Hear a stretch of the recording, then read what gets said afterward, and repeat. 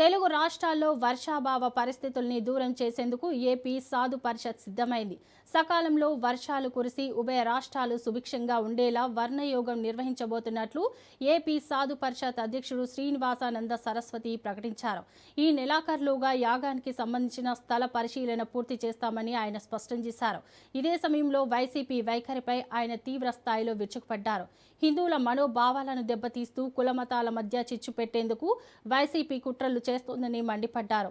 రాముడిని కాదని రావణుడిని వనకేస్తున్న వైసీపీకి ప్రజలు తగిన గుణపాఠం చెప్పడం ఖాయమని హెచ్చరిస్తున్న ఏపీ సాధు పరిషత్ అధ్యక్షుడు శ్రీనివాసానంద సరస్వతితో మా విశాఖ ప్రతినిధి కిరణ్ జరిపిన ప్రత్యేక ఫేస్ టు ఫేస్.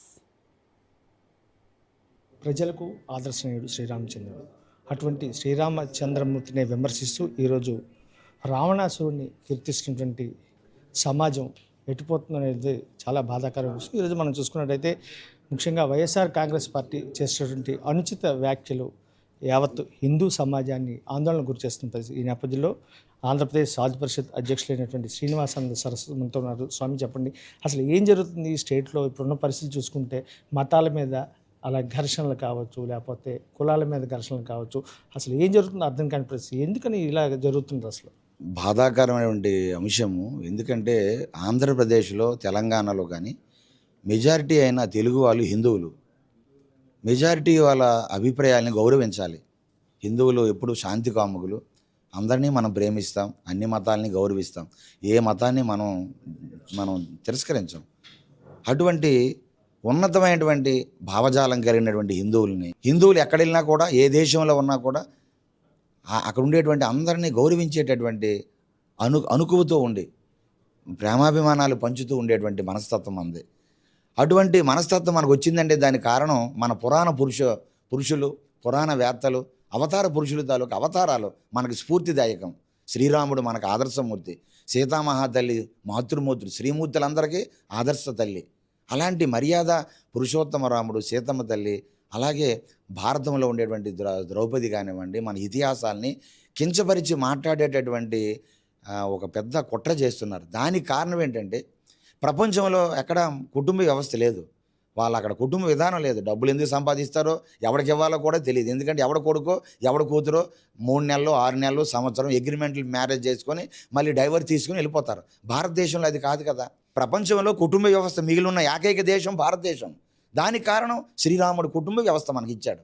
భార్యాభర్తలు ఎలా ఉండాలి, అన్నదమ్ములు ఎలా ఉండాలి, తల్లిదండ్రులు ఎలా బ్రతకాలి, గురువుని ఎలా పూజించాలి, కన్నబిడ్డలుగా ప్రజలను ఏ విధంగా పాలించాలి, శ్రీరామచంద్రమూర్తి మనకు నడిచి చూపించాడు. ఇప్పుడు చూసుకుంటే రాష్ట్రంలో కానీ భారతదేశంలో కానీ చాలా వర్షాభావ పరిస్థితులు ఉన్నాయి. గతంలో మనం చూసుకుంటే 2012 నుంచి అతిరాత్రం అని చెప్పి మహాయజ్ఞాన్ని, ఒక బృహత్కార్యాన్ని నిర్వహించారు. 12 రోజుల పాటు తిరుమలలో కూడా చేశారు. వర్షాలు విస్తారంగా పడ్డాయి. ఈ రోజు వరకు అంటే మీరు ఎంతసేపు కూడా నేను చూస్తుంటే ఈ పాలిటిక్స్ కానీ ఈ వ్యవహారాల మీద ఎక్కువగా మాట్లాడడం జరుగుతున్నది. ఇటువంటి యజ్ఞయాగాది క్రతువుల కోసం మీరు ఎక్కడ మాట్లాడట్లేదు. కనీసం ఇప్పుడైనా సరే మీరు తిరుపతి దేవస్థానానికి ఒక సలహా కానీ సూచన కానీ ఇచ్చి ఆ అతిరాత్రం లాంటిది కానీ, లేకపోతే వరుణయాగం కానీ చేయడానికి ఏమైనా అవకాశం ఉందో అలాంటిది ఏమైనా పూనుకుంటారు. ప్రజలు కానీ, ముఖ్యంగా రైతులు కానీ చాలా ఇబ్బంది పడిపోతున్నారు వర్షాలు లేక. దానికి మీరు ఏదైనా సరే సాధు పరిషత్ తరపున ఏదైనా ఒక బృహత్ కార్యక్రమాన్ని శ్రీకారం చుట్టొచ్చు కదా. ఈ విషయాన్ని ప్రభుత్వం దృష్టికి మీరు తీసుకెళ్ళచ్చు. ఎంతసేపు మీరు ఈ పాలిటిక్స్ మీద అయితే ఎక్కువగా మాట్లాడుతున్నారు. గత కొంతకాలం నుంచి కూడా, సుమారు 2 ఏళ్ల బట్టి కూడా తిరుపతి లడ్డు వ్యవహారం కానీ ఇంకోటి కానీ, ఈ విషయాన్ని ఎందుకు మీరు చేయలేకపోతున్నారు? ఖచ్చితంగా ఆ రాష్ట్రంలో కోట్ల రూపాయలతో ఉండేటటువంటి ఆశ్రమాలు, స్వామీజీలు ఉన్నారు. వారు కూడా దీని మీద దృష్టి పెడితే, దీనికి మీరు చెప్పేది చాలా మంచిది. ఆర్థికంగా యాగము చేయాలంటే ఆర్థికంగా ఉండాలి, దానికి ఇచ్చేటటువంటి దాతలు ఉండాలి. కాబట్టి అలాంటి స్వాములు దాన్ని భుజాన మీద వేసుకుంటే తొందరగా యజ్ఞాలు యాగాలు జరుగుతాయి. అలాగే తిరుపతి దేవస్థానం వాళ్ళకి సలహా మండలి ఉంది. అక్కడ జియర్లు ఉన్నారు. చిన్న వ్యవస్థ ఏం కాదు. వాళ్ళకి తెలుసు ఏం చేయాలో. వాళ్ళు కూడా దృష్టి పెట్టాలి. మీరు సలహా మేము ఖచ్చితంగా మేము స్వాగతిస్తున్నాం.